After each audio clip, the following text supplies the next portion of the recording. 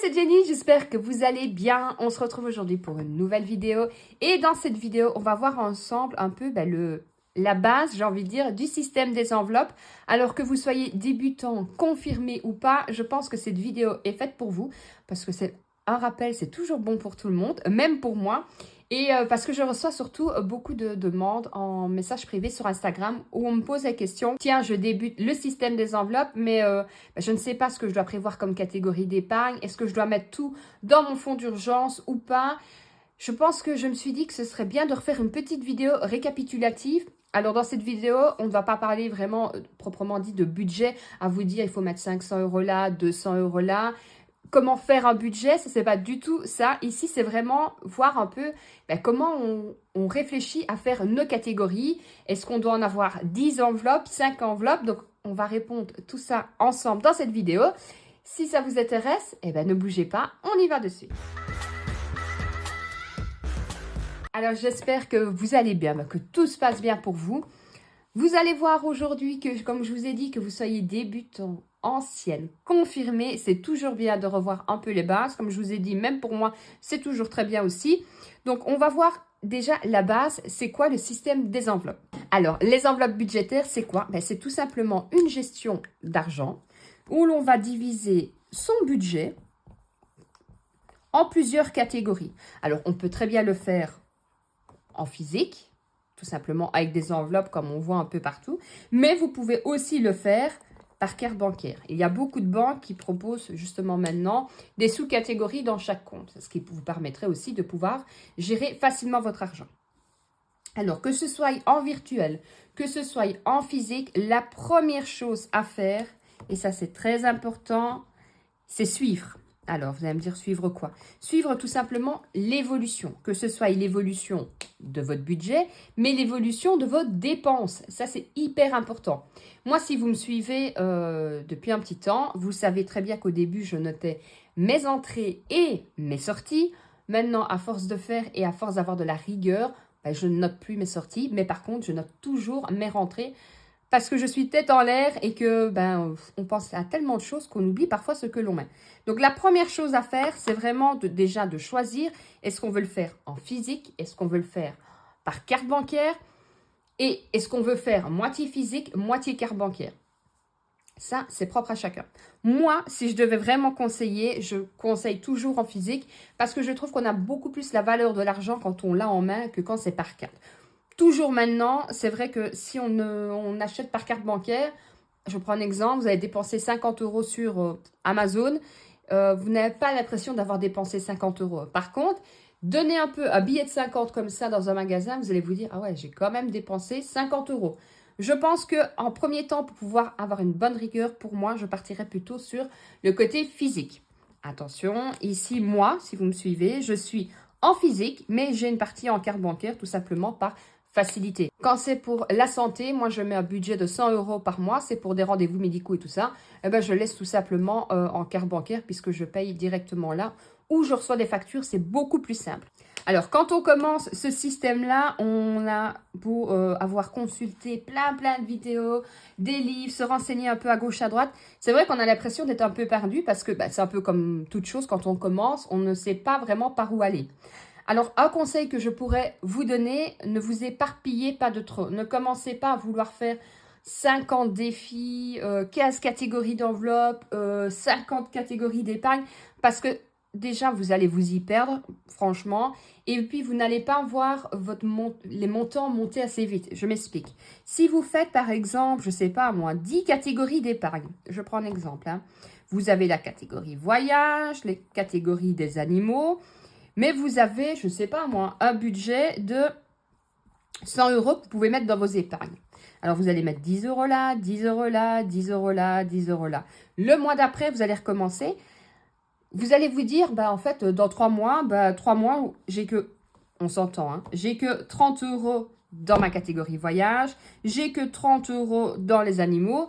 Et dans les animaux, justement, il faut que j'aille chez le veto et j'en ai déjà pour 40 €. Il me manque 10 €. Vous allez devoir rechercher 10 € là. Moi, quand j'ai commencé ce système-là, j'avais beaucoup moins de catégories. Déjà, je n'ai pas fait énormément de défis. Les défis, je trouve ça super. Honnêtement, moi, j'en fais pas beaucoup parce que, justement, j'ai pas envie de m'éparpiller à gauche, à droite. Mais je trouve ça génial parce que c'est ludique, c'est motivant. On a envie, on a encore plus envie de clôturer sa semaine et de se dire, ouais, c'est génial, je peux mettre ça dans mon défi.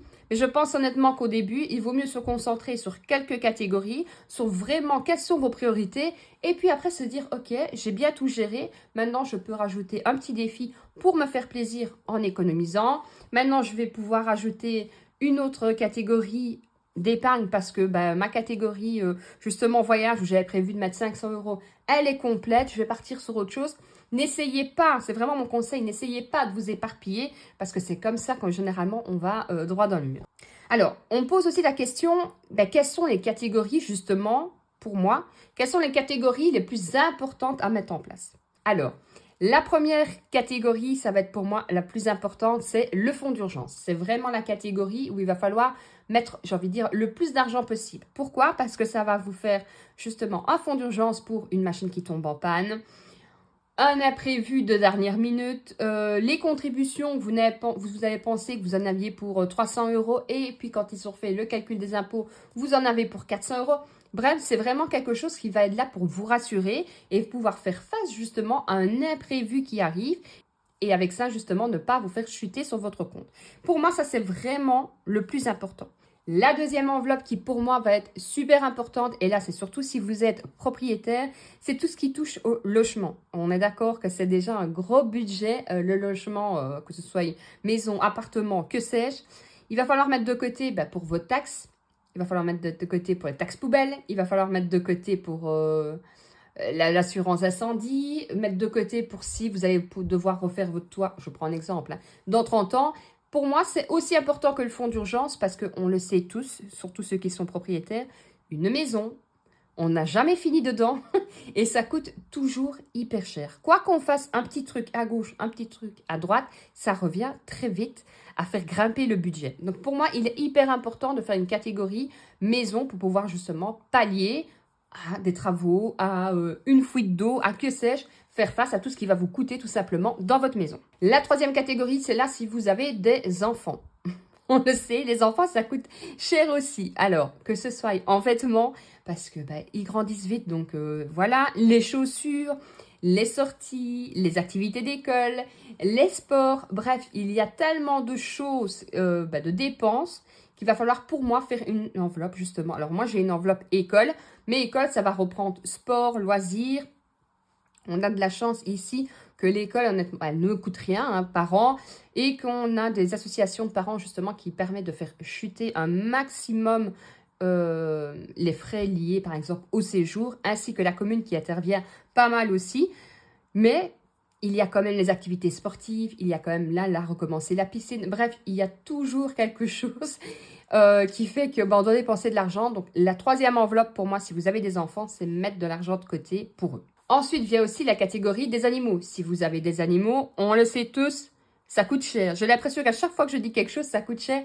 Mais c'est la réalité, tout coûte cher. Les animaux, moi vous savez, j'ai des animaux. J'ai une catégorie justement d'enveloppe des animaux. C'est ce que j'avais fait monter en premier aussi parce que je touche du bois. Oui, je suis superstitieuse. Pour l'instant, tout le monde va bien. Mais on le sait tous, on n'est pas à l'abri de quelque chose avec nos animaux.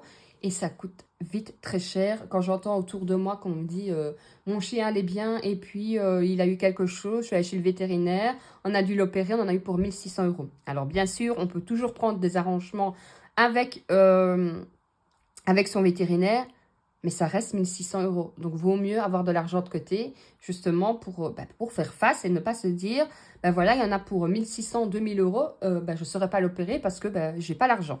Donc, alors pour moi, c'est aussi important, les animaux, que le logement, que les enfants, que la maison. Il faut vraiment, en fait, tout simplement, si je devais résumer, c'est mettre de l'argent en épargne sur des gros postes. Comme je vous dis, animaux, on ne sait pas ce qui peut arriver. Les enfants, ça va très vite aussi. Le logement, n'en parlons pas. Et le fonds d'urgence, c'est justement pour faire face à quelque chose. Alors après, je vais vous montrer. Moi, faites-vous plaisir, j'ai envie de dire. Si vous voulez faire une rénovation de maison, épargnez, faites une enveloppe rénovation de maison. Si vous avez comme projet d'acheter une voiture, faites une catégorie achat voiture. Moi, ici, dans mes épargnes, comme je vous ai dit, j'ai fait l'école. J'ai fait une catégorie promotion, j'ai fait une catégorie anniversaire parce que ça coûte cher aussi. J'ai fait une catégorie extérieure, j'ai fait donc les animaux, j'ai fait une catégorie maison, une catégorie shopping et j'ai aussi une catégorie voyage, Noël, ça aussi si vous vous fêtez Noël ou d'autres fêtes, que ce soit religieuses ou non, faites une enveloppe aussi d'épargne pour ça. Alors, admettons que vous commencez le système des enveloppes, que vous avez des dettes, que vous êtes vraiment au plus bas, j'ai envie de dire, dans vos comptes. Remboursez un maximum vos dettes. Essayez de ne pas être en négatif sur votre compte. Ça, c'est déjà, vous allez voir, une fois que vous allez pouvoir pallier à ça en faisant votre budget, vous allez voir, vous allez déjà sortir la tête hors de l'eau. Ensuite, faites peut-être juste le fonds d'urgence parce que ça va regrouper plusieurs choses. Mais n'essayez pas de faire tout et se dire, bah, j'ai mis 10 € là, 5 € là, 3 € là. Pallier, faites le minimum, j'ai envie de dire, mais le minimum qui va faire que vous vous sentirez beaucoup mieux parce que vous ne serez plus en négatif, vous allez rembourser vos dettes. Et si vous n'avez qu'une catégorie, que ce soit le fonds d'urgence ou une autre catégorie, eh ben c'est déjà une catégorie. Revenez 3-4 mois en arrière où vous étiez endetté, où vous étiez en négatif sur votre compte et que vous n'aviez pas d'argent de côté, eh ben dites-vous que même si c'est une enveloppe, mais c'est génial, quoi. Vous allez pouvoir continuer et une fois que vous avez fait ça, que vous avez remboursé votre dette, que vous avez réussi à enlever votre découvert, que vous avez de l'argent à ce moment-là dans vos fonds d'urgence, eh ben on enchaîne avec une autre catégorie, puis une autre catégorie et au fur et à mesure, tout se met en place. Alors ensuite, il va y avoir les catégories d'enveloppe courante. Donc, quand je dis enveloppe courante, ça va être celle qu'on utilise toute la semaine ou tout le mois. J'entends par là la catégorie des courses, la catégorie des animaux, voiture qui reprendra essence, parking, vos enfants, vous-même parce qu'il faut aussi se faire plaisir, la maison, puis les loisirs, les imprévus, les sorties et ainsi de suite. Moi par exemple, j'ai la catégorie courses, animaux, j'ai ma fille, j'ai moi, j'ai la maison et j'ai les imprévus qui vont regrouper imprévus, loisirs, sorties. Ça, pareil, je pourrais avoir beaucoup plus de catégories, mais je trouve que c'est déjà bien comme ça. Imprévu, j'ai décidé de regrouper imprévu, loisirs, sorties. Comme ça, c'était beaucoup plus simple. J'ai la catégorie animaux et même là, après autant de temps, je suis en train de me dire, est-ce que je ne vais pas l'enlever et faire tout simplement une enveloppe par mois. Voilà. Vous voyez, malgré que ça fait déjà quelques temps, je suis toujours en train de me dire, je vais peut-être modifier ça, enlever ça, recommencer ça. C'est pas parce qu'on a fait ça il y a 3 ans que ça doit rester figé, hein. Ce système-là doit suivre l'évolution de votre budget et l'évolution de vous-même, hein. Après, si vous fumez, il vous faudra une catégorie tabac. Si vous êtes, je ne sais pas moi, accro au foot, que vous aimez bien aller toutes les semaines voir un match de foot, faites-vous une catégorie foot pour votre buvette, par exemple. Il faut vraiment que ce soit adapté à chaque situation. C'est comme je dis toujours, regardez les vidéos autour de vous, inspirez-vous, mais dites-vous que votre budget est personnel. Pour moi, la meilleure stratégie, si je devais donner une stratégie pour cette méthode-là et qui pour moi serait la plus efficace et surtout la plus durable, c'est vraiment de faire en fonction de votre budget, en fonction de votre vie et de vos priorités. Si vos priorités, c'est de partir en vacances, ben, j'ai envie de dire, une fois que vous avez de l'argent sur votre fonds d'urgence et tout ça, eh ben, faites une enveloppe vacances. Si votre priorité, c'est de refaire une nouvelle pergola, eh ben, faites une catégorie pergola. Mais si j'ai un conseil à vous donner, c'est vraiment de ne pas trop vous éparpiller pour ne pas être, entre guillemets, démoralisé, de vous dire il n'y a rien qui monte alors que je mets de l'argent de tous les côtés, quoi. Mais dites-vous bien une chose, que ce soit dans le système des enveloppes, que ce soit dans n'importe quelle chose, j'ai envie de dire, qu'on se lance, il faut accepter de faire des erreurs. Ne vous tracassez pas, ne vous dites pas que vous n'allez pas y arriver. J'ai fait des erreurs, j'en fais encore et j'en ferai encore certainement aussi. Essayez juste, comme je vous dis, de cibler vos priorités, cibler aussi par rapport à votre budget. N'allez pas, par exemple, si vous aviez l'habitude de dépenser 600 € dans les courses, vous dire que puisque je fais le système des enveloppes, je vais en dépenser que 300. Du jour au lendemain, c'est juste pas possible, c'est pas réalisable et vous allez être frustré. Clairement, ça ne va vraiment pas passer. Diminuez peut-être de 50 € et puis vous allez voir, vous allez apprendre de vos erreurs, vous allez vous dire, ah oui, mais si je fais ça moi-même, peut-être que je vais pouvoir diminuer là, j'achète ça et j'en ai pas vraiment l'utilité, je vais peut-être pouvoir l'enlever. Mais que ce soit ce système-là ou d'autres systèmes, il faut juste le temps de se dire, ok, je mets ça en place, j'essaye, je vais faire 6 catégories. Et bien, en fait, compte, il me fallait peut-être que 5 catégories. Ben, je verrai le mois prochain. Dites-vous aussi que ce n'est pas fixe. Alors, déjà, votre budget peut évoluer, de 1. Mais de 2, vous pouvez aussi avoir un mode de vie qui va changer. Vous avez changé peut-être d'horaire, vous allez peut-être, je ne sais pas, moi, être moins disponible à la maison. Vous allez peut-être devoir réadapter quelques enveloppes ou quelques montants dans vos enveloppes. Et c'est pas grave. Si à la fin du mois, en fait compte, vous vous êtes rendu compte que vos 500 € pour vos courses, c'était pas assez, eh ben, augmentez 550. Ne soyez pas tracassés si à la fin de la semaine, c'est vrai qu'on voit certaines youtubeuses qui arrivent à retirer beaucoup d'argent. Parfois, moi, je retire à la fin de la semaine, je me dis, c'est génial, j'ai su retirer autant. Et parfois, je clôture ma semaine, je n'ai plus rien. C'est comme ça parce que il faut aussi savoir vivre. Hein. C'est pas toujours à se dire, ok, j'ai mis 50 €, mais si j'ai mis 50 €, je vais en utiliser 40. Non, si j'ai mis 50 €, c'est que j'estimais que j'aurais besoin de 50 €. Si j'ai besoin que de 40 €, c'est top.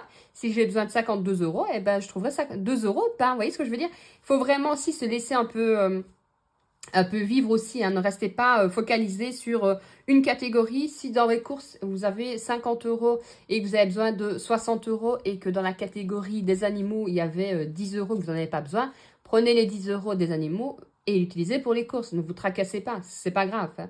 C'est ça aussi, ce système-là, c'est pouvoir un peu jongler dans vos budgets. Tout ce qu'il y a, le conseil que je peux vous donner, c'est juste de bien suivre vos entrées et bien suivre vos dépenses. Au début, si vous prenez les 10 € dans les animaux, vous pouvez très bien noter moins 10 € et puis faire une flèche course. Comme ça, vous savez, vous, à la fin du mois, que vous avez pris 10 € dans les courses parce que vous n'aviez pas assez. Le premier mois, vous allez vous dire, bon, c'est peut-être comme ça. Si le deuxième mois, vous avez encore besoin de prendre 10 € autre part pour vos courses, augmentez de plus 10 € votre budget course parce que c'est que vous avez pensé peut-être un peu trop light sur votre budget. Mais zen, j'ai envie vraiment de vous dire ça, zen. Je vous assure que honnêtement, tout le monde peut y arriver. Il faut juste de la bonne volonté et surtout de la rigueur. Ça, si vous n'êtes pas plus motivé que ça, si vous n'avez pas de la rigueur, j'ai envie de dire, c'est mal barré. Mais la rigueur vient aussi avec le temps. Moi, il faut savoir que je suis quelqu'un... Alors, moi, je suis toujours quelqu'un de super motivé.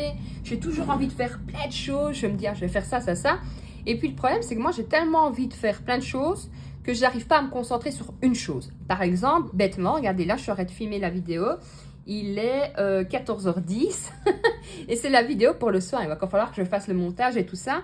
Je m'y prends souvent à la dernière minute. Et malgré ça, malgré que j'essaye de mettre des fois des routines en place et tout, et que j'y arrive pas parce que justement, je me suis dit, je vais faire ça, ça, ça, ça, et que c'est beaucoup trop sur une journée, malgré tout, quand je vois le système des enveloppes, j'y arrive très bien parce que j'ai trouvé la façon qui me convenait. J'ai trouvé les catégories qui me convenaient. J'ai pas énormément de défis. Et je m'y tiens. Et franchement, quand je vois les résultats, je peux que le conseiller à tout le monde. Voilà, si vraiment j'ai une chose à vous dire, c'est tout le monde peut y arriver. Comme je vous dis, de la motivation et de la rigueur, c'est vraiment les 2 points les plus importants. N'hésitez pas, vous, à me dire en commentaire quelles sont vos catégories. Est-ce que quand vous avez commencé, en effet, vous vous êtes dit, je vais faire ça, ça, ça, ça, et puis vous vous êtes rendu compte que ce n'était pas possible? Est-ce que vous faites beaucoup des défis ou pas? Ou pareil, est-ce que au début, vous vous êtes dit, je vais faire plein de défis, et puis vous vous êtes rendu compte que vous aviez trop de défis et que vous n'arriviez pas à suivre? Voilà. Laissez-moi un peu vos réponses en commentaire, comme ça, moi déjà, ça m'oriente un peu pour les prochaines vidéos aussi. Et puis comme ça, ça permet aussi à tout le monde de voir un peu les erreurs, j'ai envie de dire, de tout le monde, ou les bonnes choses aussi. Hein. Vous pouvez noter aussi ce que vous avez fait au début et qui a marché directement. Et comme ça, on partage et on voit un peu toutes nos expériences. Je trouve que c'est plutôt pas mal. On se retrouvera lundi pour la clôture de la 3e semaine. Ouais, je crois que c'est ça, 3e semaine du mois de mars. D'ici là, n'hésitez pas à me suivre sur Instagram et sur TikTok, puisque Instagram, je partage pas mal en story. Je vous fais de gros bisous, prenez soin de vous et surtout, prenez soin de votre budget. Ciao, ciao!